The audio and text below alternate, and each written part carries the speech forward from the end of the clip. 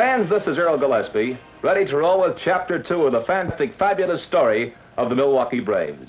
Through the magic of the color cameras, we proudly present the highlights of the 1954 season, featuring your own Milwaukee Braves, and starring you, the finest fans in all the land. Our 1954 edition of the Milwaukee Braves is greeted by bright Florida skies, and Bradenton the Beautiful proudly proclaims its place in the sun as the winter home of the Milwaukee Braves with gay, colorful banners and newly painted signs.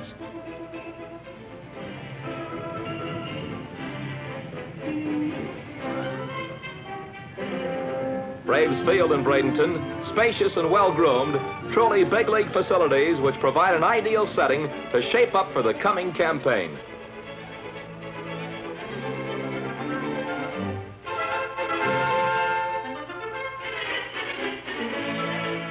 There's an air of optimism as the Braves begin their rigorous spring training.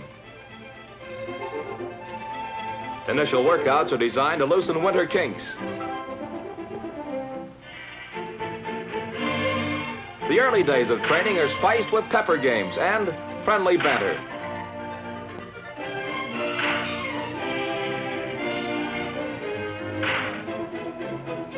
Manager Charlie Grimm puts the infielders through their paces as the tempo of spring training increases.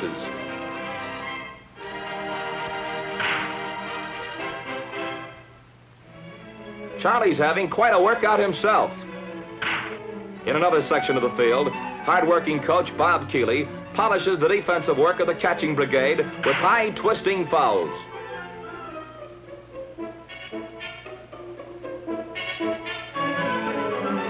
Our color camera steps right up to home plate to show how batting eyes are focused as hurlers begin bending the ball.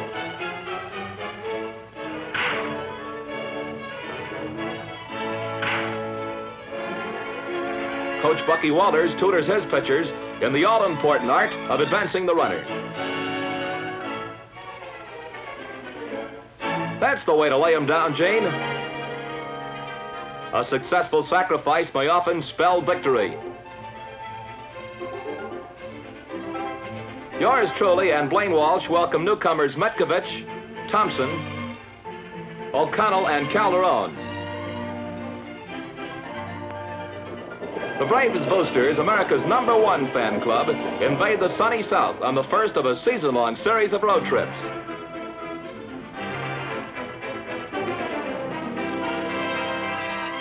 The Boosters cheer lustily as the Braves battle the world champion New York Yankees.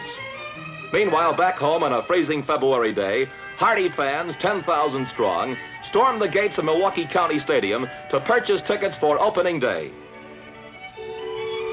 Sales are as brisk as the weather, and the Braves' first sellout of the season is assured.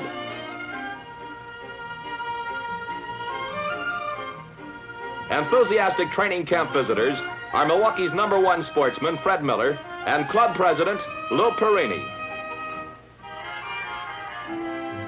Three-time National League batting champion Paul Wainer gives Billy Bruton tips on bunting to take full advantage of his burning speed.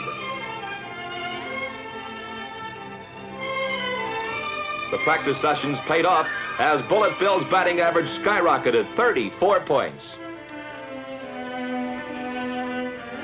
While rookie hurlers look on, ace southpaw Warren Spahn demonstrates copyrighted pickoff play to second base. Got him. A runner cut down on the base paths never reaches home, and trap plays are carefully rehearsed.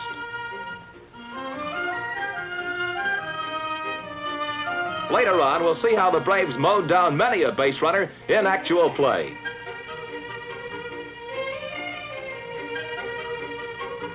Braves activities are reported by a full complement of sports writers, photographers, and broadcasters. Spring training winds up with the taking of the traditional team picture as opening day approaches. Sullen skies and spring rains fail to dampen the enthusiasm of the opening day crowd as Milwaukee fans prove once again that they're more than fair weather friends. A wind-swept tarpaulin provides added excitement as Al Oliver's ground crew battles the billowing canvas. Opening day ceremonies are traditional, colorful, and impressive. The first ball is tossed out by Lawrence Timmerman, and the 1954 home season is underway. The St. Louis Cardinals take an early 2-0 lead, which is quickly overcome as Vic Raschi is belted for a 3-run homer by Joe Adcock.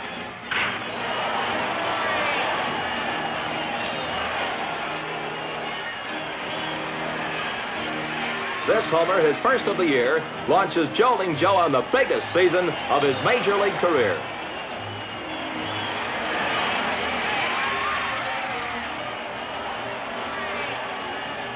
Milwaukee's top rookie, Henry Aaron, provides the first souvenir of the year for some worthy youngster. The Braves' brand new double play combination of O'Connell, Logan, and Adcock puts on a real show for the fans as their fielding finesse racks up 4 twin killings.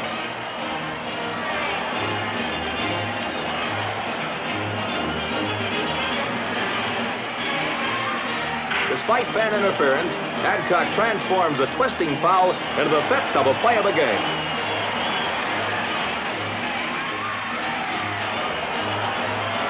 Pinch hitter Bill Sarney momentarily dims the spirit of Milwaukee fans with a clutch home run that sends the game into extra innings. Danny O'Connell slashes a single to right on the hit and run, and Billy Bruton is off to the races. Oh, watch it, Billy. He's safe at home with a winning run. O'Connell's timely bingo has his teammates and the fans beaming over the 7-6 opening day victory.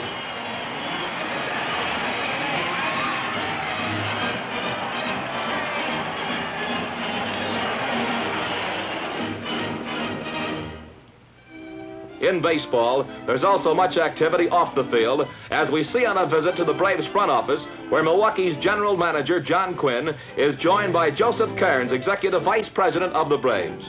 Some of their chief responsibilities include the handling of manager, coach, and player contracts, the negotiation of all trades, and supervision of concessions at County Stadium.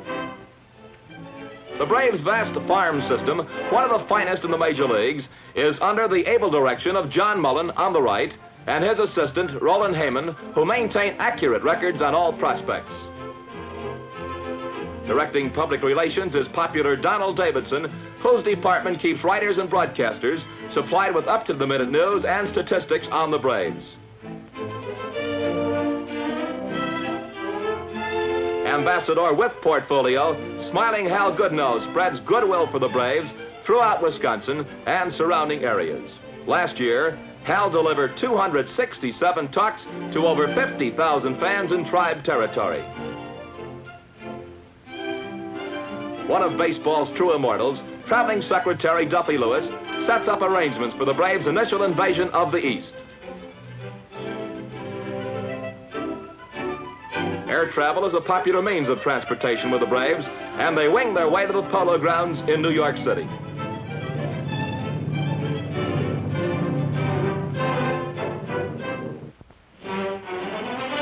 On Coogan's Bluff stands the historic home of the world champion New York Giants.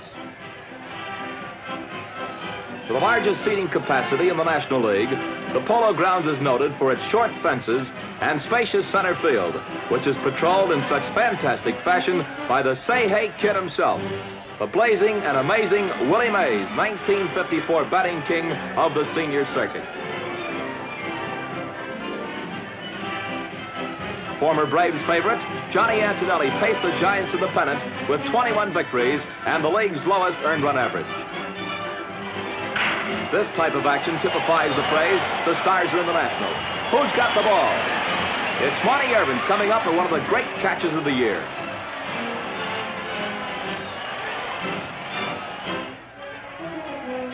Giant manager Leo DeRocher portrays a familiar role as he politely discusses some disputed play with the umpire. That's tying him, Leo. Once more, Lippy. And once more.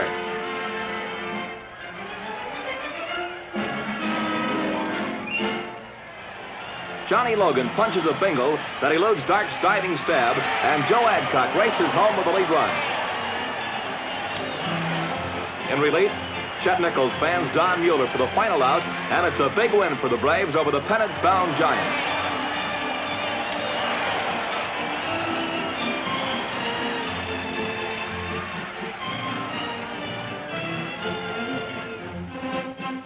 At Forbes Field in Pittsburgh, the youthful Pirates provided some surprisingly rough early season opposition in several closely contested clashes.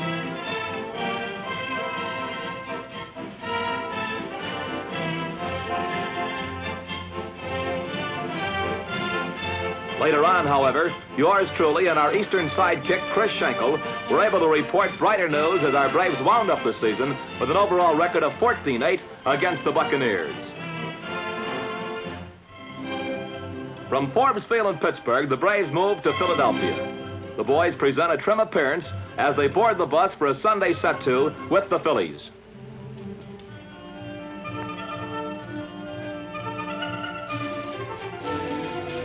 During the campaign, Milwaukee took 13 out of 22 games from the Phillies, despite the stalwart mound opposition afforded by stars like Robin Roberts, Curt Simmons, and Murray Dixon.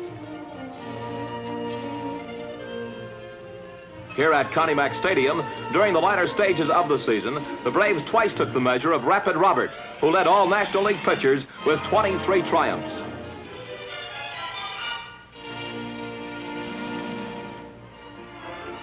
This is Brooklyn, USA, where the daring do of the Dodgers is ever dear to the folks in Flatbush.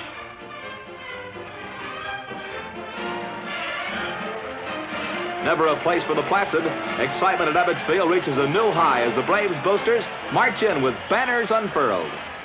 Perhaps it was their enthusiasm that spurred the Braves on to deluge the Dodgers with a barrage of extra base blows. Leading sluggers in the bombardment were Eddie Matthews,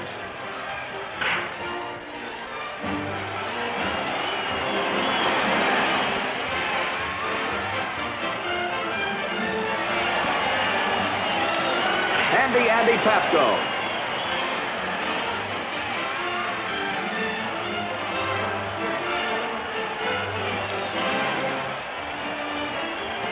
Speedy Bill Bruton,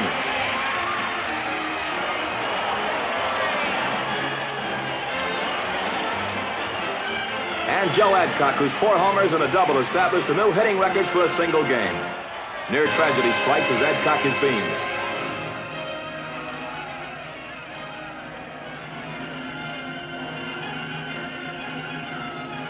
But grave concern gives way to deep relief as it is later learned that Joe's plastic helmet saved him from serious injury. Believe it or not, Joe was back in the lineup the very next day, and in his first appearance at the plate, came through with a resounding double.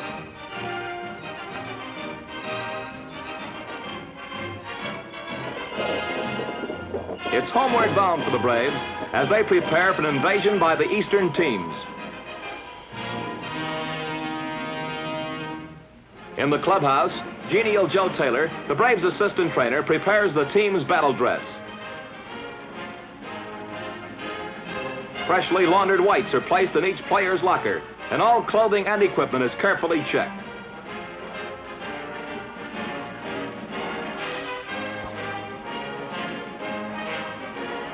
Special attention is given to the shoes, for a loose spike could cause serious injury.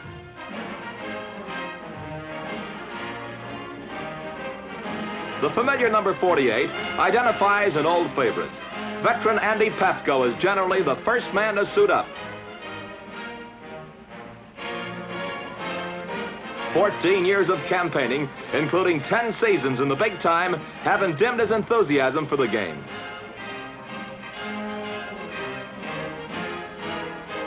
Andy is respected everywhere in baseball as a real pro and eagerly looks forward to each day's action and excitement.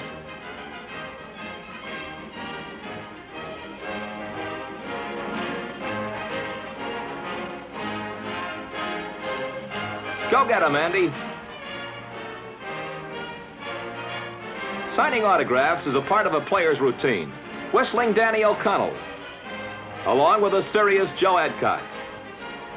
Ease the pregame tension as Billy Bruton tells him he's going 4 for 4 against the Giants.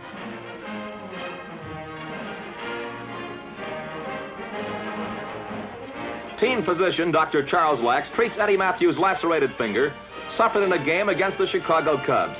This injury was one of a long string of major mishaps that plagued the Braves throughout the season and dimmed their pennant aspirations.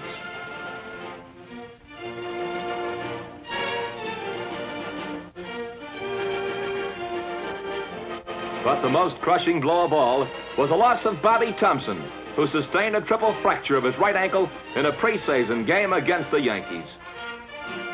The annals of sports will never be able to record just how much Bobby's absence from the lineup meant to the Braves in their bid for the 54 flag.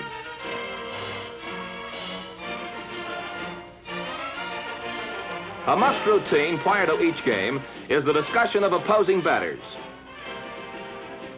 Catcher and team captain Del Crandall goes over the Giants lineup with ace reliever Dave Jolly and lean, lanky Gene Conley. Each hitter's strength and weakness are carefully reviewed. Each day's action sees Coach Bob Keeley prepare a fresh supply of baseballs for play and practice.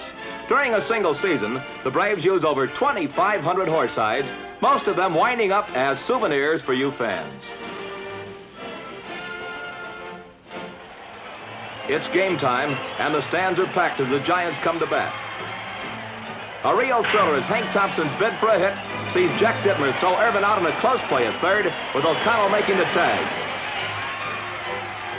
Danny continues his brilliant play with sensational snags of a pair of pop-ups. Now watch this one. Got it. Nice throwing, Danny. A typical Braves rally is in the making as Bobby Thompson leads off with a single to left.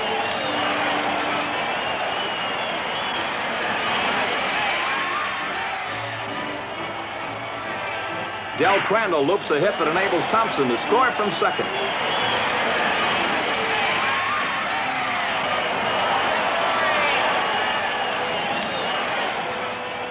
Johnny Logan keeps the fire burning with a bingle that sends Andy Pasco across home plate in one of his patented slides.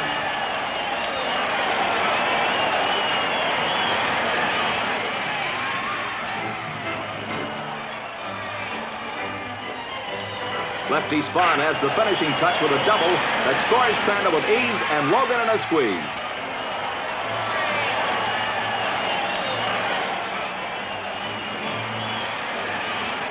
Warren Spahn finishes strong as he whiffs Wes Westrom for the final out.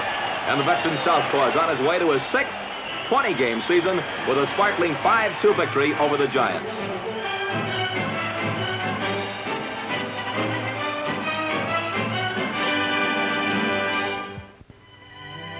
By far, the most heartwarming highlight of the season saw likable Jim Wilson enter baseball's Hall of Fame with a dramatic no-hitter against the dangerous Phillies.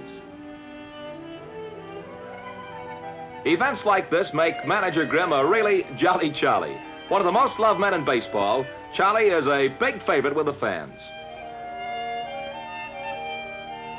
In a pregame press conference, Charlie goes over his starting lineup with John Hoffman of the Chicago Sun-Times, Fred Parker of United Press, Lou Chapman, Milwaukee Sentinel, that guy Gillespie, coaches Bucky Walters and John Cooney, and Irv Vaughn of the Chicago Tribune. But things aren't always so jolly with Charlie. Witness how he fights for his rights in an all-out fracas at Forbes Field. Boy, Charlie's mad. Really mad. And over in Cincinnati, he gets embroiled in another rhubarb as he protests against the thumbing out of pitcher Lou Burdette.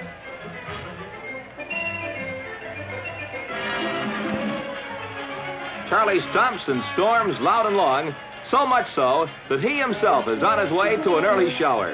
The only time, incidentally, that he was given the heave-ho during the season.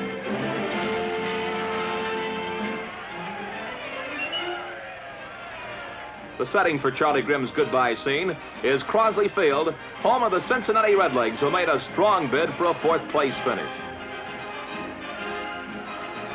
Powerhouse of the Redlegs is Big Clue, Ted Kluszewski, who led the National League in homers and RBIs. Bullet Bill Bruton demonstrates his blinding speed as he beats out a bunt.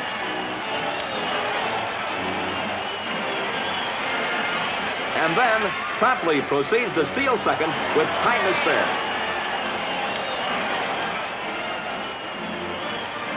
Pint-sized southpaw Jackie Cullum gets scalped by a Braves tomahawk wielded by Del Crandall, whose long home run sets up an extra inning victory.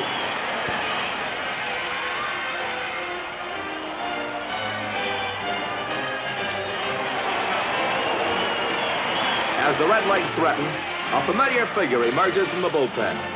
Dave Jolly, whose sterling relief work saves this game as it did on many occasions throughout the season.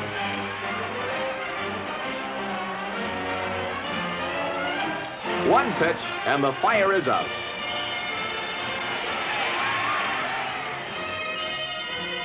It's Meet Me in St. Louis, where virtually every game with Eddie Stanky's Cardinals was a bitterly contested affair, the Braves holding a 12-10 edge for the season.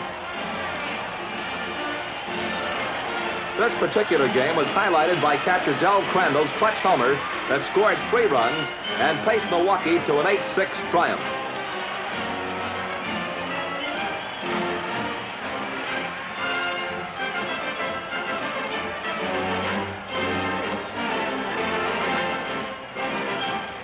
Wrigley Field in Chicago proved to be a happy hunting ground for Chief Charlie Grimm's Braves. In 1954, the Milwaukeeans took the measure of their Cub cousins in 16 out of 22 games.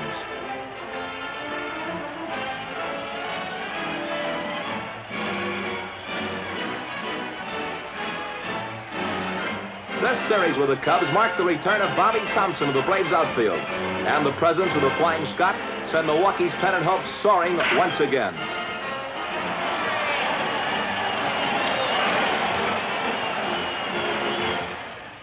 It also sent ticket sales soaring, and at County Stadium, Bill Everly was a busy man indeed as requests literally deluged his department.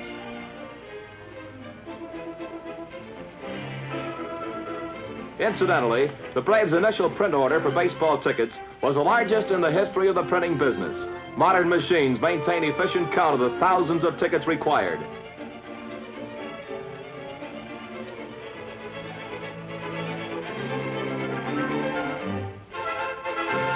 In the vault, a daily procedure for each home game concerns the setting up of cash and change boxes, which are distributed by Eddie Reuter among the 33 ticket windows at Milwaukee County Stadium.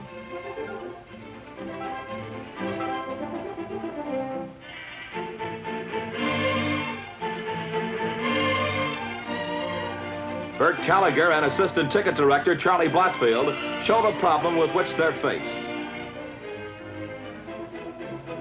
Sold out. Sold out. Sold out. And sold out. August 29th, 1954 marks another Milwaukee milestone, the establishment of a brand new, all-time National League attendance record. Early arrivals scramble for bleacher seats. Even standing room is at a premium. The fans look around the jam-packed stadium and proudly know they own a new record. This history-making attendance mark does not belong to Milwaukee alone, for it was accomplished by the solid support of fans who came from everywhere to see the Braves and the stars of the National League. Look at all those cards.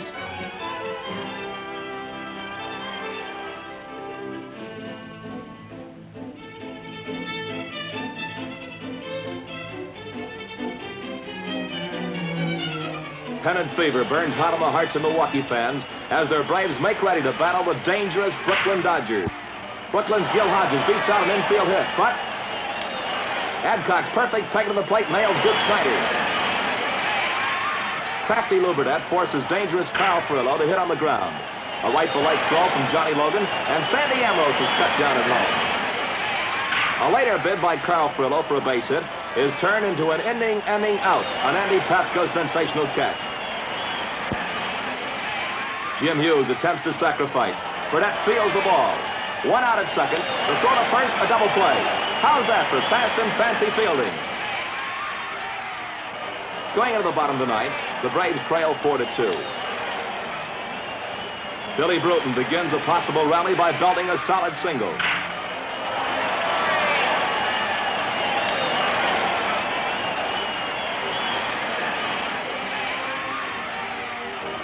Bobby Thompson follows with a drive through the middle that sends Bruton scurrying around to third base. Now the Braves have the tying runs on base. Joe Adcock's infield roller scores Bruton and goes as a base hit when Big Joe beats it out.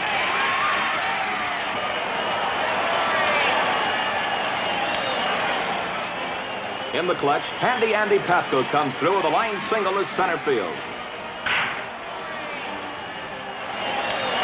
Bobby Thompson races around the bases and crosses with a tying run. Despite this thrilling rally by the Braves, the Dodgers went on to win in overtime. On the next to last day of the season, Frederick C. Miller entertained all of his employees at Milwaukee County Stadium. They're treated to an exciting show as Redbird runners are cut down the base path one after another. You're out. You're out.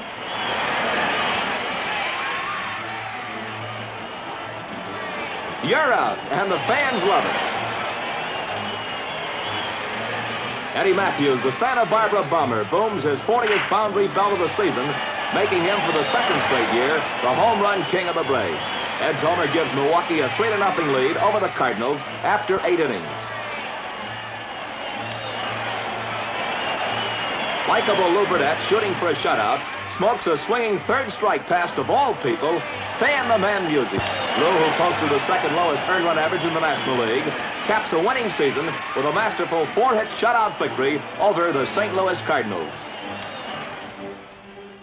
In the clubhouse following the game, Lou's victory is rewarded as he receives a rub-down from Dr. Lex.